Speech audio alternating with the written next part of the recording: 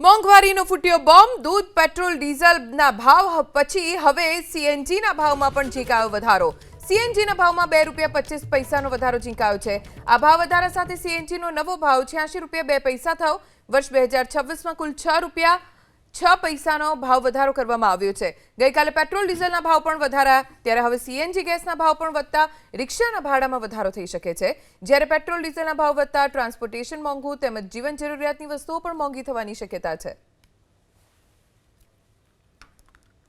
petrol diesel બાદ હવે સીએનજીના ભાવમાં થયો છે વધારો સીએનજીમાં ₹2.25નો વધારો કર્યો છે જેના કારણે જે ગ્રાહકો છે કે જેમને હવે મોંઘવારી નડી રહી છે પહેલાં પેટ્રોલ ડીઝલ અને હવે સીએનજીનો ભાવ વધી રહ્યો છે કેટલી બજેટ ઉપર અસર પડી રહી છે આપને બજેટ ઉપર એટલે રૂટીનમાં 10 કિલો રોજનો વાપરતા તો સમજી લો કે 35-40 રૂપિયાનો ફરક પડે બરોબર છે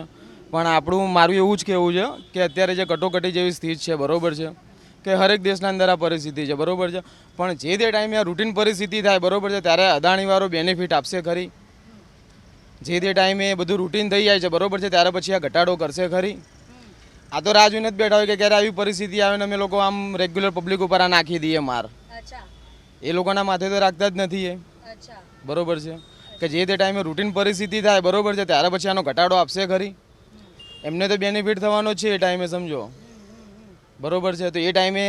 આ ગ્રાહકોને બેનિફિટ આપશે ખરો કે પછી એમના ખીચવામાં જ લેશે બેનિફિટ જે તે ટાઈમે રૂટીન પરિસ્થિતિ થઈ જશે એ ટાઈમે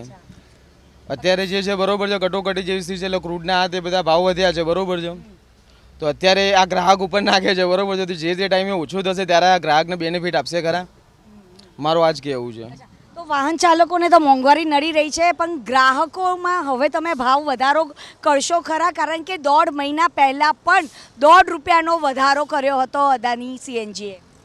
હા વધારો કરે છે એમાં હવે અમારે સીએનજી ગાડી લેવાનો કોઈ મતલબ રહેતો નથી જે રીતે ભાવ વધે છે તો આપણે ડીઝલ ગાડી એનાથી તો સસ્તી પડે છે હવે અત્યારના અમે સીએનજી ગાડી ₹1,00,000 મોંઘી લઈએ બરાબર અને પછી ભાવ તો એના એ જ રહે છે ડીઝલના